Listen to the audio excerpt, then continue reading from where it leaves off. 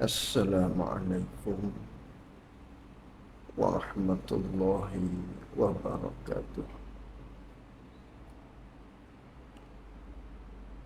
Bismillahirrahmanirrahim.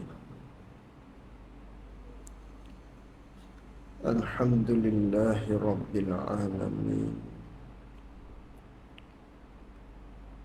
Wassalatu wassalamu ala ashrafil anbiya'i wal mursalin.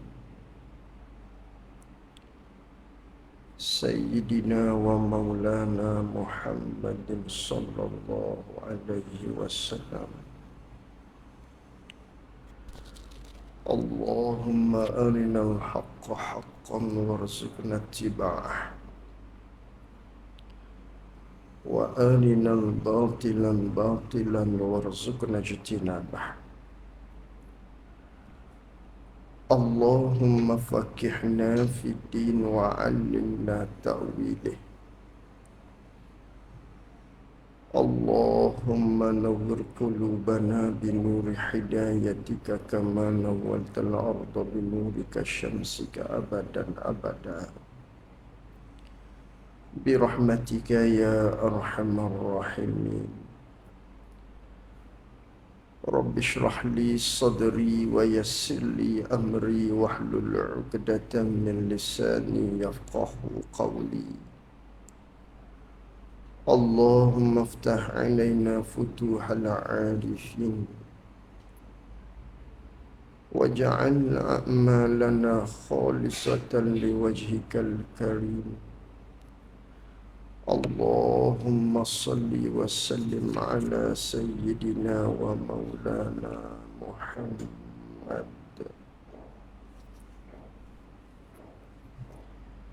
Kitab Pedoman Sembahyang Berjamaah, muka halaman yang ke-11 bagi kitab Rumi.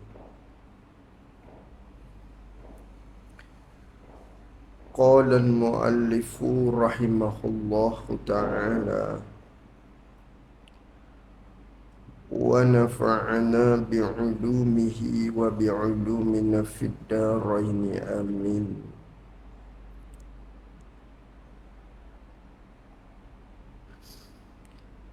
Dan telah datang beberapa khabar, beberapa hadis, dan telah datang beberapa khabar, beberapa hadis yang banyak datang tu pada menyatakan kelebihannya, kelebihan berjamaah. Situ.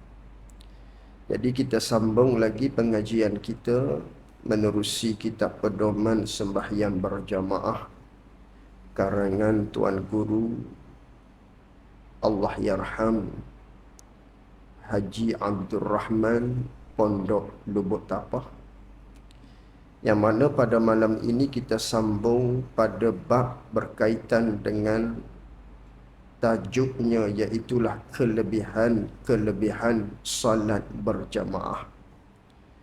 Yang mana terdahulu kita telah bincangkan berkaitan dengan hukum sembahyang secara berjamaah, serta bilakah disyaratkan, diperundang-undangkan sembahyang berjamaah. Maka pada malam ini kita masuk pada tajuk yang seterusnya, iaitu berkaitan dengan apakah kelebihan-kelebihan ataupun fadilah kita sembahyang secara berjamaah. Jadi katanya pengarang rahimahullahu ta'ala, dan telah datang beberapa khabar, beberapa hadis yang banyak, yang mana hadis yang banyak itu datang pada menyatakan kelebihannya, kelebihan berjamaah, pada nak menerangkan tentang kelebihan salat berjamaah. Ada banyak maknanya kelebihan-kelebihan daripada hadis yang mana menceritakan berkaitan dengan fadilah kita sembahyang secara berjamaah ini. Lalu oleh kerana banyak, setengah daripada hadis yang menyatakan tentang kelebihan berjamaah. Setengah daripadanya, setengah dengan makna sebahagian, min litaba'id ataupun min lil ba'di, setengah dengan makna sebahagian, bukan setengah dengan makna separuh. Setengah dengan makna separuh iaitu setengah dengan makna 1/2. Kalau kata buah tembikai itu sebiji, bahagi 2, itu 1/2. Setengah juga kita panggil. Itu dia panggil min lin nisfi. Setengah dengan makna separuh. Adapun sekarang min dalam bahasa Arabnya min nun, min setengah, tapi dengan makna lil ba'di ataupun lit tabai, dengan makna sebahagian. Dengan makna sebahagian, bukan dengan makna 1/2, bukan. Nak sebutnya sikit daripadanya, sebahagian daripadanya. Hadis tu banyak menceritakan berkaitan dengan kelebihan berjemaah. Sebahagian daripadanya, sedikit daripadanya, ini nak cerita. Jadi setengah daripadanya daripada beberapa hadis yang banyak yang menerangkan berkaitan dengan kelebihan berjamaah ialah khabar Bukhari dan Muslim. Yakni hadis yang meriwayatkan oleh Imam Bukhari dan juga Imam Muslim di dalam kitab apa? Namanya kitab Sahih. Sahih bagi Imam Bukhari, Sahih bagi Imam Muslim. Inilah dua kitab hadis yang besar, yang mana tidak diragui lagi isi kandungan yang terdapat di dalam kitab Imam Bukhari dan juga Imam Muslim ini. Jadi hadisnya berbunyi, Nabi SAW bersabda, Salatul jama'ati afdalu min salatil fazzi bisab'i wa ishrina darajah. Di dalam riwayat yang lain, bi khamsi wa ishrina darajah. Ini riwayat yang pertama. Artinya, apa makna? Arti hadis Nabi SAW, Nabi kata bermula sembahyang berjamaah. Nak kata sembahyang berjamaah ni paling kurangnya ada imam, ada makmum, yakni 2 orang saja. Itu sekurang-kurang nak nama berjamaah. Panggil berjamaah lah tu. Kalau seorang saja tak nama berjamaah, nama sembahyang sendiri. Nama sembahyang hal keadaan kita solat bersendirian, solat munfarid. Adapun sekarang berjamaah, paling kurang jamaah, nak nama jamaah ni ada seorang imam, ada seorang makmum. Itu 2 orang cukup. Nama berjamaah lah tu. Lalu tu apa kelebihan dia? Yang Nabi SAW bersabda bermula sembahyang berjamaah terlebih afdal, terlebih banyak pahala. Tu afdal tu bahasa Arab lagi tu. Melayu kitanya terlebih banyak pahala. Tu panggil afdal, terlebih banyak pahala. Sembahyang berjamaah ni terlebih banyak pahala daripada sembahyang seorang, daripada kita sembahyang seorang diri. Sembahyang berjamaah lebih afdal, lebih banyak pahala dibandingkan daripada kita sembahyang secara sendirian tu, dengan 27 darajah. Nak dibanding sembahyang berjamaah dengan kita sembahyang sendiri, sembahyang sendiri dengan sembahyang berjamaah, lebihnya sembahyang berjamaah ni, lebih dia sebanyak 27 darajah daripada kita sembahyang sendiri. Yakni lebih daripada 27 kali kita sembahyang hak secara sendiri. Sembahyang secara sendiri itu Lebihnya sembahyang berjamaah ni sebanyak 27 kali kita sembahyang bersendiri. Tu makna kata nisbah pahalanya besar, kita sembahyang secara berjamaah. Adapun diri kita sembahyang tu pahala lain. Diri solat tu, solat zuhur, solat maghrib, solat isyak, solat subuh, 5 solat fardu ni, pahala sembahyang tu lain pula, besar dah tu. Kalau nisbah pahala sembahyang fardu dengan pahala sembahyang sunat, tak sama. Sembahyang fardu nak sama dengan sembahyang sunat tu, sembahyang sunat 70 kali ganda baru sama dengan pahala sembahyang fardu. Tu pahala sembahyang fardu tak sama dah nilainya, ganjarannya. Adapun kita tambah pula dengan berjamaah, banyak lagi tambahan pahala dia. Yang mana sembahyang secara berjamaah paling kurang 2 orang tadi tu. Sebab tu jangan kita tinggalkan sembahyang berjamaah. Paling kurang dengan isteri kita kat rumah, paling kurang dengan anak kita kat rumah. Tu hasil lah pahala ni. Pahala hak kata 27. Jadi kalau kita tak rebut ni rugi. Rugilah kita kalau kita tak mahu kepada kelebihan ini. Yang mana tiap-tiap manusia yang berakal dengan akal yang waras, apabila sebut benda tu banyak, lebihan dia tu banyak, tentu orang akan merebut-rebut nak mendapatkan perkara tersebut. Maknanya tidak ada daripada kalangan manusia yang waras, hak mikirnya waras, benda ni lebih banyak, tapi tak mahu dia. Gajinya besar. Berapa ni gaji kat sini ni? Berapa dapat bulan-bulan kat sini ni? Kalau bekerja dengan syarikat kami beri 1,700 gaji minimum, dia kata. Contoh. Kat sini pula berapa nak bagi ni? Gaji kat sini ni, bulanan dia. Kat sini kita bagi gaji bulanannya 4,000 startingnya, permulaannya 4,000.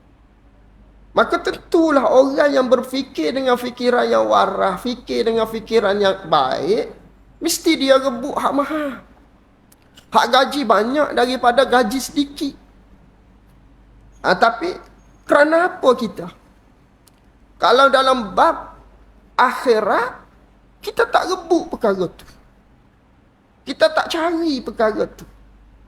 Tak terasa nak perkara tu. Sembahyang seorang diri pun sah juga, dia kata. Iyalah sah juga. Tapi, dari sudut kelebihan dia, tak sama. Tu tak sama. Ni, kelebihan sembahyang, kita sembahyang secara berjamaah, pahalanya 27 kali gandaan daripada pahala kita sembahyang sendirian. Ini di atas riwayat ni.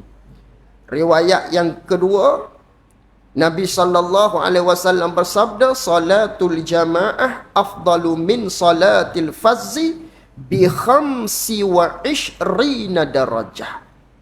Bermula sembahyang berjamaah terlebih afdal daripada sembahyang seorang diri dengan 25 kali ganda.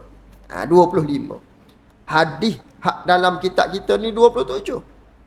Ada riwayat yang lain 25 Nabi SAW kata. Maka bagaimanakah nak himpunkan kedua hadis ni? Hadis 25 tu juga berkaitan dengan sembahyang berjamaah, kelebihannya. Hadis yang 27 juga berkaitan dengan kelebihan sembahyang berjamaah. Sama je. Tapi hak ni 25, hak ni 27. Maka ulama himpun. Ulama tafsir, ulama kata, yang kata 27 ni di sembahyang yang bangsa jahar. Hak pesing sembahyang tu sembahyang hak pesing baca kuat.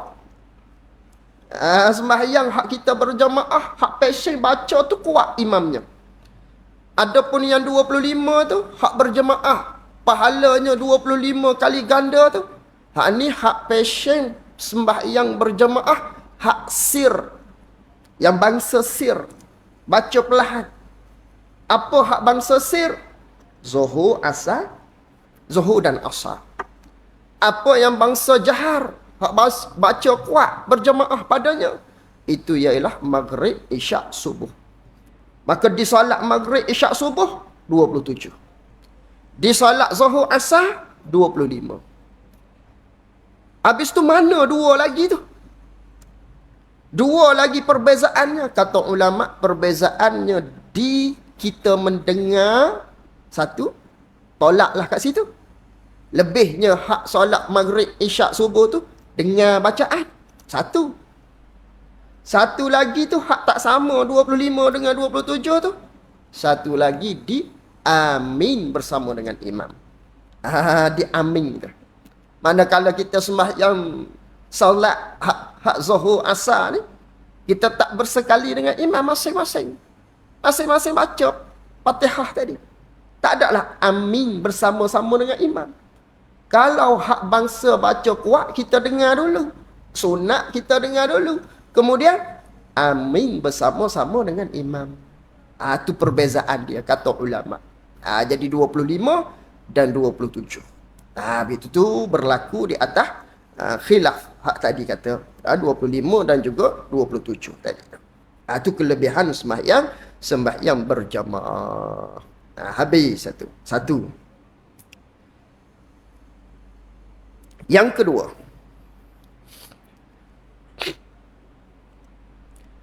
dan setengah daripada kelebihan sembahyang berjamaah lagi ialah khabar At-Tabarani, yakni hadis yang meriwayatkan oleh Imam Tabarani dalam kitab dia, yang mana hadis tu tariknya, jalannya daripada Sayyidina Anas, yakni Sayyidina Anas bin Malik radhiyallahu anhu.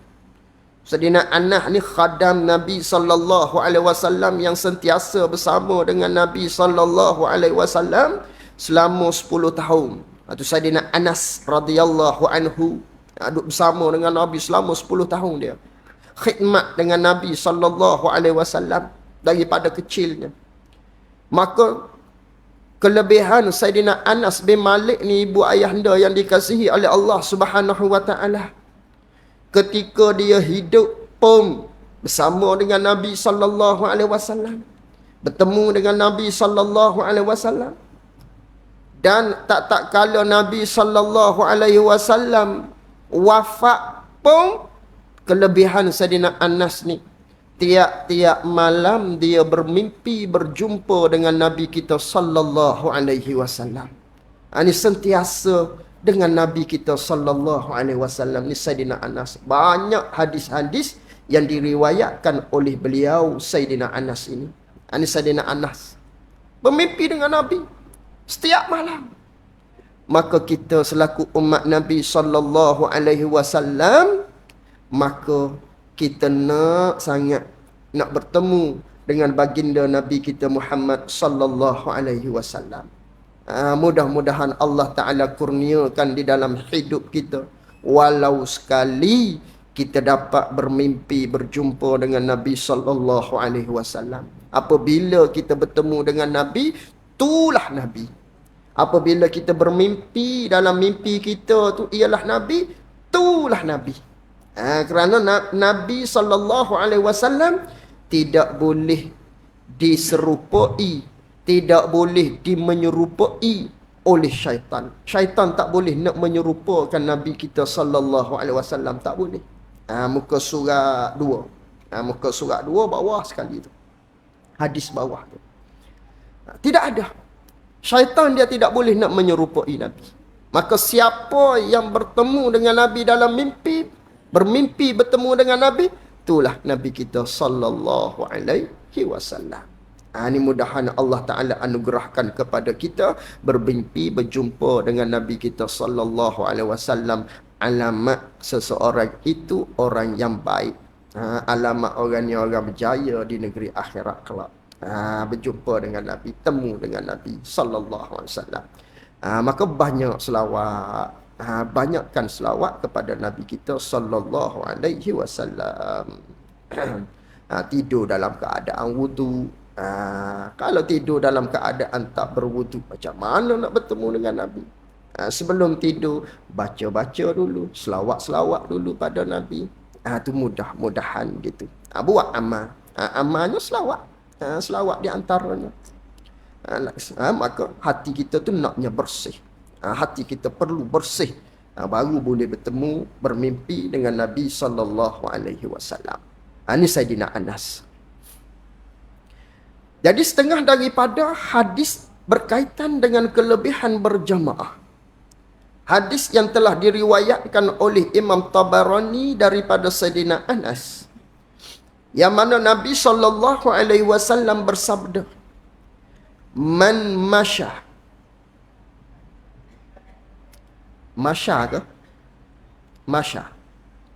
Man masya ila salatin maktubatin fil jama'ati fahiya kahajjatin. Satu. Yang kedua, wa man masya ila salatin tatawu'in fahiya ka'umratin nafilatin. Artinya, Nabi SAW bersabda, barang siapa berjalan, ia barang siapa. Siapa yang berjalan? Berjalan di sini tak kira lah. Berjalan sama ada berjalan betul ke, berjalan sungguh, jalan dengan menggunakan dua kaki, ataupun berjalan di sini dengan makna naik kereta, berjalan dengan makna naik kapal terbang, berjalan dengan makna naik kereta api, naik motosikal, tak kira lah. Jadi barang siapa berjalan dia berjalan ke mana? Naik motor pergi ke mana? Naik kereta pergi ke mana? Naik unta pergi ke mana? Naik kuda pergi ke mana? Berkenderaan ke mana? Kepada sembahyang fardu.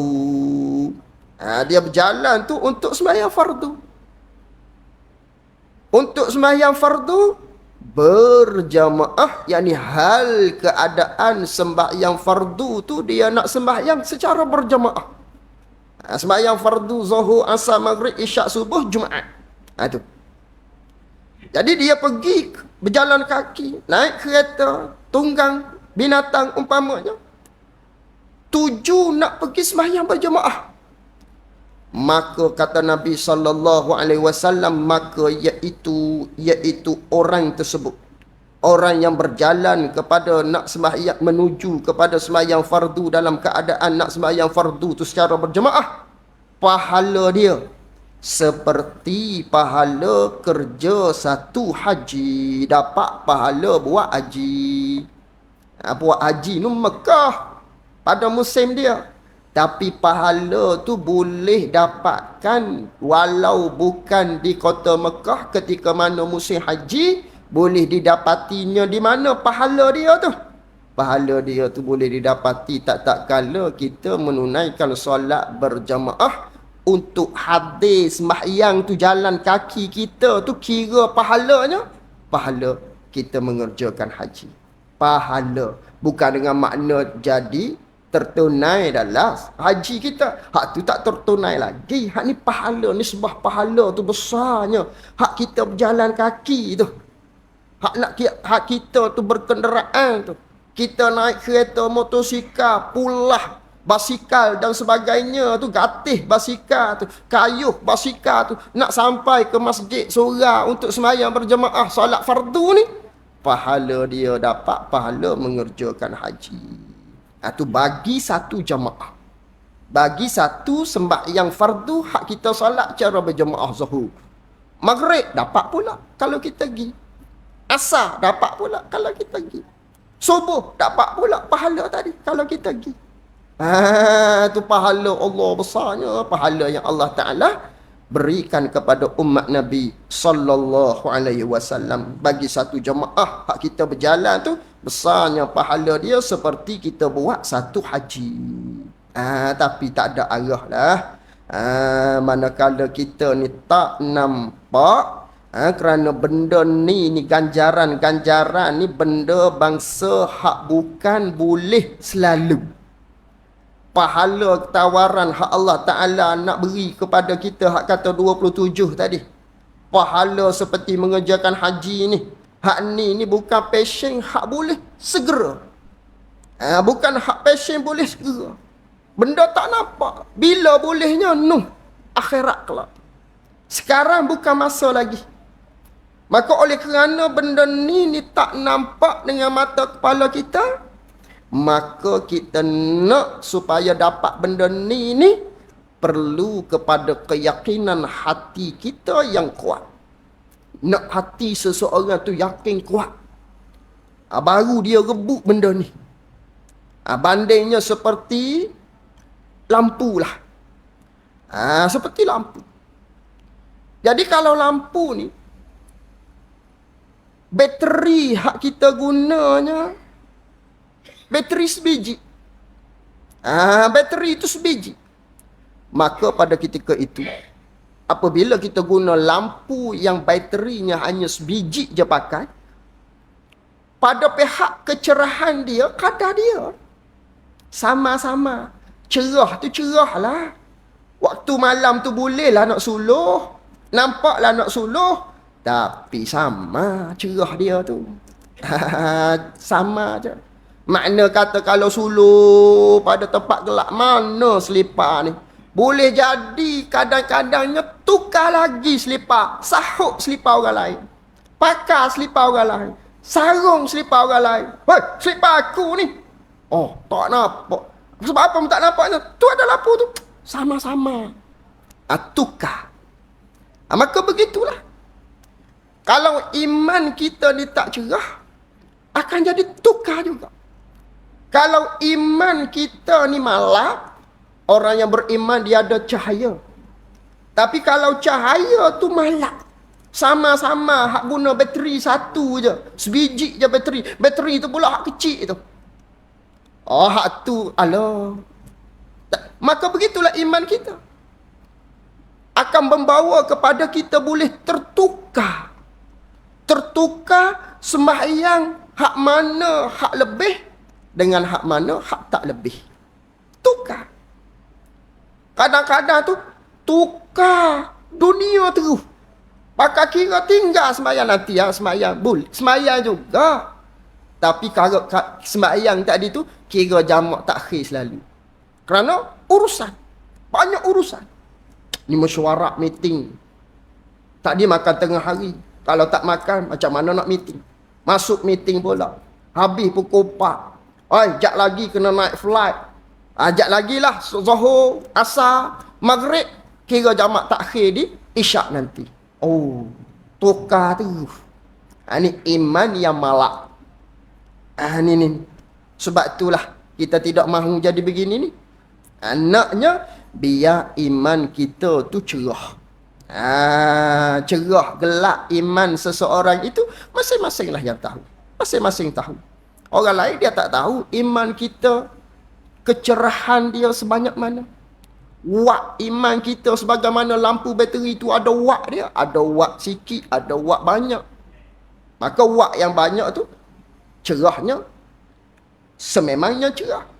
Kalau watt dia hak rendah, maka lampu dia malam. Maka iman kita siapa hak tahu? Kecerahan dia, kegelapan dia, sama-sama iman kita tu kita sendiri yang tahu.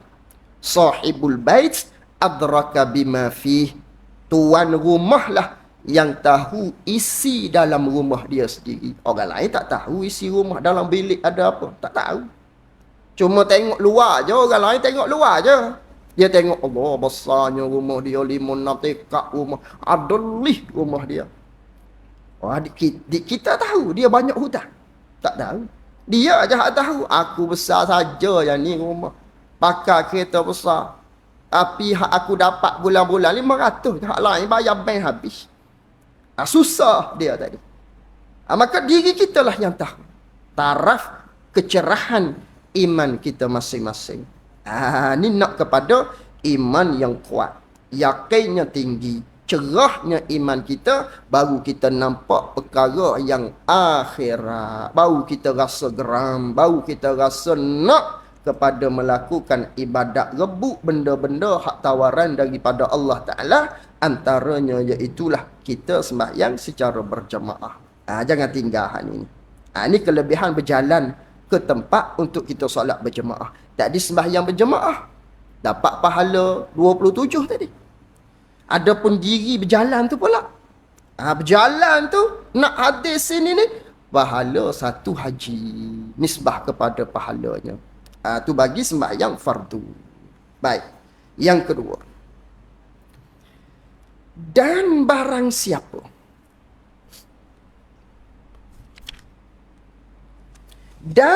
siapa berjalan ia barang siapa kepada sembahyang sunat pula. Hak tadi sembahyang fardu, hak ni dia berjalan nak sembahyang sunat. Contohnya datang untuk sembahyang apa? Istisqa. Datang untuk sembahyang apa? Sembahyang solat sunat hari raya. Itu sembahyang sunat. Kita berjalan mari nak berjemaah tadi. Jadi untuk sembahyang sunat, berjalan kaki kita, berkenderaan kita tu hadir untuk sembahyang sunat ni pula, maka iaitu nisbah kepada pahala tu lah. Maka iaitu berjalan kepada sembahyang sunat tu nisbah pahala yang kita dapat, seperti pahala kerja umrah yang sunat. Pahala kita dapat perolehi pahala tu, pahala seperti kita mengerjakan umrah. Tu besar pahala tawaran daripada Allah Subhanahu wa taala. Dapat pahala umrah manakala kita menuju untuk sembahyang sunat. Untuk menuju sembahyang fardu dapat pahala haji. Berjalan kita tadi tu, berkenderaan kita tadi tu. Maka di sini faham daripada hadis ini, orang yang jauh lebih banyak pahala daripada orang yang dekat. Faham daripada hadis mana? Faham daripada hadis tiap-tiap langkah kesan daripada tapak kaki kita ni Allah beri pahala. Hadis di mana hadis itu menceritakan berkaitan dengan Bani Salamah. Bani Salimah. Bani Salimah ni daripada Ansar, penduduk Madinah. Ketika Nabi berhijrah di Madinah, Bani Salimah ni, lepas tu kita azan dah. Kita habiskan yang ni. Bani Salimah ni tuan-tuan, dia duduk jauh. Dia berada jauh daripada Masjid Nabawi. Jadi, puak-puak Bani Salimah ni, apabila dia jauh daripada Masjid Nabawi, berbincang sama-sama mereka. Kita ni jauh nak hadir ke Masjid Nabawi, nak solat berjemaah dengan Nabi SAW, dan juga nak mendengar tausiah, menuntut ilmu bersama dengan Nabi SAW. Maka apa kata kalau kita sama-sama berpindah ramai-ramai, pergi di satu tempat, di satu bucu, penjuru, hak mana kita boleh bina tempat-tempat kat situ, rumah-rumah kita yang berhampiran dengan Masjid Nabawi, dekat dengan Nabi kita SAW. Mudah untuk kita hadir berjemaah, mudah untuk kita menuntut ilmu bersama dengan Nabi SAW, nak timba ilmu dengan Nabi SAW. Maka berita ni sampai di telinga Nabi kita SAW. Lalu tu Nabi panggil Bani Salimah tadi. Nabi kata kepada mereka, betul ke? Begini tu. Kamu nak pindah daripada tempat kamu tadi? Apa kata Nabi SAW? Nabi kata, diyarukum tuktab atharukum. Diyarukum tuktab atharukum. 2 kali Nabi ulang. Nabi kata, lazimkan oleh kamu di situ. Maknanya jangan pindah. Sebab apa Nabi kata jangan pindah? Duduk situ. Kerana tuktab atharukum, ditulis bagi kamu tiap-tiap kesan tapak kaki kamu. Hak kamu duduk berjalan jauh tu, satu tapak. Pahala tu hak lain pula dapat. Hak tadi pahala Kalau kata nak solat berjamaah untuk solat fardu, pahala haji. Untuk solat sunat, pahala umrah. Tiap-tiap kesan tapak kaki hak kita pijak di atas muka bumi tu, pahala lain pula dapat. Pahala lain pula. Maka faham daripada sini, hak lebih jauh itu lebih banyak pahala daripada yang dekat. Walaupun dia jauh, dia boleh hadir. Maka kesusahan dia lebih susah daripada orang yang dekat. Maka pahala lebih banyak dia daripada orang yang dekat. Itu Nabi kata jangan pindah, jangan pindah. Kekalkan di sana. Duduk di sana. Kerana kamu dapat hadir. Cuma jauh je. Kamu sentiasa dapat hadir. Lainlah kalau kita tu tak dapat hadir kalau dengan jauh tadi. Kalau tak dapat hadir dengan sebab jauh tu kena pindah. Hak ni boleh hadir. Tapi jauh. Tapi kita hadir. Maka pahala dia besar tu. Tu pahala besar. Ini besar pahala kita sembahyang berjamaah. Seterusnya hak tu hadis yang ini kita akan hurai pada pertemuan kita yang akan datang, insya-Allah. Kita berhenti dulu setakat ni, dan setengah daripadanya khabar Tirmizi. Wallahu a'lam wa ilmuhu atam. Jazakumullahu khairan jazak. Assalamualaikum warahmatullahi wabarakatuh.